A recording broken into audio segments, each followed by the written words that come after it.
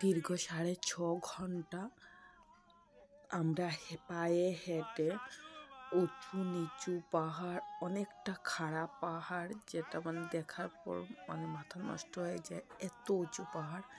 ওই পাহাড় বেয়ে আমরা কখনো ব্লকের রাস্তা, কখনো মাটির রাস্তা, কখনো পাথর, শুধু পাথরের উপর দিকে হেঁটে গিয়ে আমরা শেষ পর্যন্ত জায়গায় পৌঁছলাম ঠিক 1:45 সময় রাত্রি।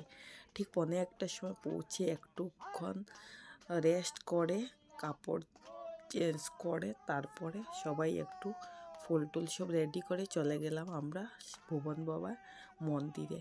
সে মন্দিরে আমরা গিয়েছি, ফটো অনেকটা উঠাতে পারিনি, এতটা মানুষের ভিড় ছিল, তাও আমি গিয়েছি বলে একটু টাইম ক্যামেরা বন্দি করে নিয়েছিলাম।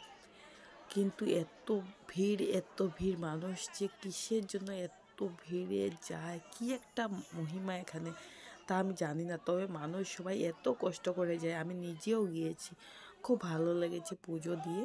তারপরে পুজো শেষে আমরা ওইখানে একটু খাওয়া দাওয়া করে তারপর রিটার্ন করে নেব। 3টা আর আমরা সবাই পুজো টুজো দিয়ে আমরা এখানে ভাত খেতে বসেছি। এত যে উপরে ভাতের ব্যবস্থাটা পেয়েছি এটাই যথেষ্ট আমাদের জন্য। দেখো আমরা সবাই আর এতটা রাত্রে ওই জায়গাতে আমরা খাওয়া পেয়েছি, কারণ